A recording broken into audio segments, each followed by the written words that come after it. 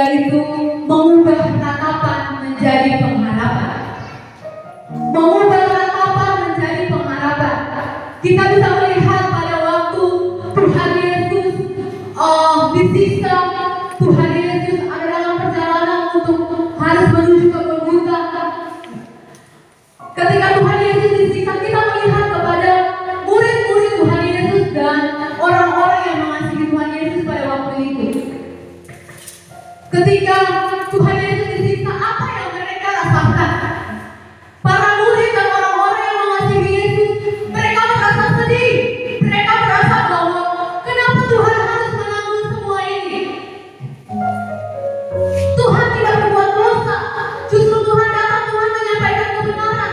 Tapi kenapa orang-orang berdosa harus membuat Tuhan seperti dia harus disiksa? Dia harus memikul salib yang berat. Murid-murid Tuhan Yesus dan orang-orang yang mengasihi Yesus meratapi Yesus pada waktu itu. Mereka menangis sampai mereka terseduh-seduh. Mereka tidak bisa menolong Yesus yang sementara menunggu salibnya. Mereka hanya bisa berseru, Yesus, Yesus anak Allah. Tapi apa daya Yesus mau berkata apa? Yesus hanya bisa memikul salib, berjalan berkaki-kaki, jatuh bangun.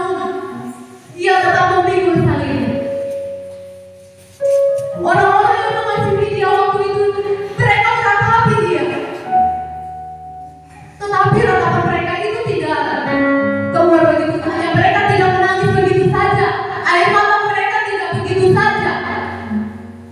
Ketika Yesus mati di atas tiang kayu salib, ada seorang yang bernama Yusuf. Dia pergi meminta mayat Yesus untuk dimakamkan. Dan waktu itu ketika mayat Yesus diserahkan untuk dimakamkan, mereka membawa Yesus di satu tempat di dalam sebuah goa dan menaruh Yesus di situ. Dan pada waktu itu dengan kesedihan hati mereka pergi dan merempah-rempahi mayat Yesus. Kalau pada zaman dulu mereka harus ketika orang meninggal mereka harus memberikan rempah-rempah agar supaya mayat itu tidak bau atau tidak busuk. Dan pada waktu itu mereka begitu mengasihi Yesus, mereka betul-betul mau melakukan yang terbaik buat Yesus. Karena mereka menyadari bahwa Yesus telah melakukan banyak hal bagi mereka, baik itu kesembuhan, baik itu mujizat dan sebagainya. Dan mereka tidak dapat membalas itu. Mereka hanya bisa datang dan merempah-rempahi mayat Yesus. Ketika mereka sampai kepada kubur pada hari yang ketiga, di situ mereka dapati ada beberapa wanita yang pergi untuk merempahi mayat Yesus.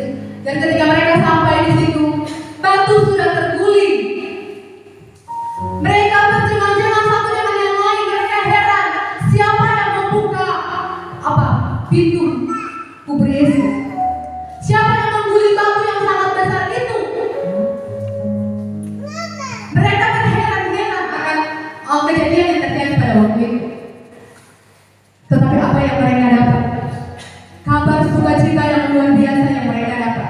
Memang awalnya ketika mereka melihat ada cahaya dan situ ada seorang malaikat, dia berdiri dan dia berkata kepada perempuan itu bahwa apa yang sedang kamu cari di sini?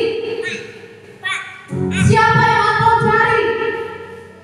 Mengapa engkau mencari dia yang hidup di antara orang mati? Dia sekarang sudah bangkit. Dia sekarang sudah ada di sebelah kanan Allah Bapa. Perempuan waktu itu mereka pas waktu masuk dosa ya dalam tubuh Yesus yang adalah yang ada hanya cuma kain kapan dan sebagainya. Mereka terkejut, mereka bilang mungkin ada yang sudah mencuri mayat Yesus. Tetapi ada perkataan yang mendatangkan sukacita dan mereka bahwa Tuhan telah naik ke surga. Tuhan sudah tidak lagi terbaring di dalam kuburan itu, tetapi dia sudah bangkit. Dia duduk di sebelah kanan Allah Bapa, seperti apa yang telah Tuhan katakan di Galilea waktu dia bersama dengan murid-murid dan orang-orang yang dia kasihi. Dan di situ menjadi satu sukacita yang besar bagi perempuan-perempuan yang pergi merempahi mayat Yesus waktu itu. Mereka merasa ketakutan sebenarnya. Mereka takut. Tetapi di dalam hati mereka merasa sukacita yang sangat besar.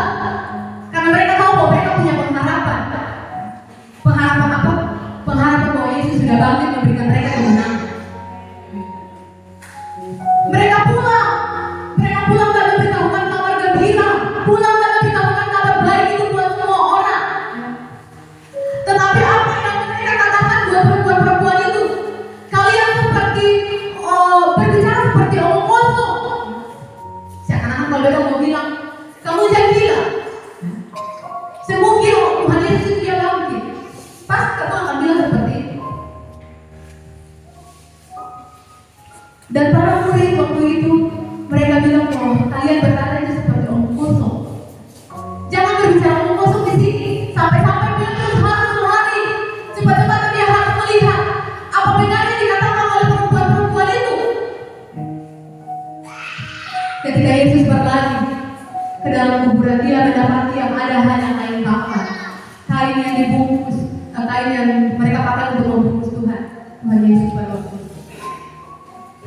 Dia bertanya dalam hati, apa yang sedang terjadi? Dia tidak mengerti bahwa waktu mereka di Galilea, Tuhan sementara berbicara bahwa dia akan diserahkan kepada orang berdosa dan dia akan mati, dia akan bangkit pada hari yang ketiga. Tapi mereka semua bingung.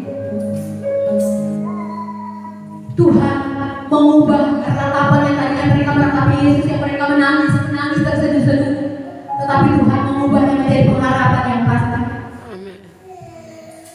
Kalau Tuhan tidak naik, tidak bangkit dan naik ke surga, kita tidak mendapatkan kuasa dan juga Roh Kudus tidak turun kepada kita.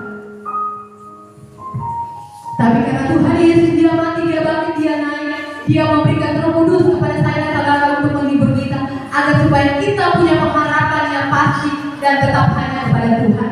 Amin. Kita lihat yang kedua, kisah Yesus. Yesus sewaktu dia ada di Taman Getsemani, dia berdoa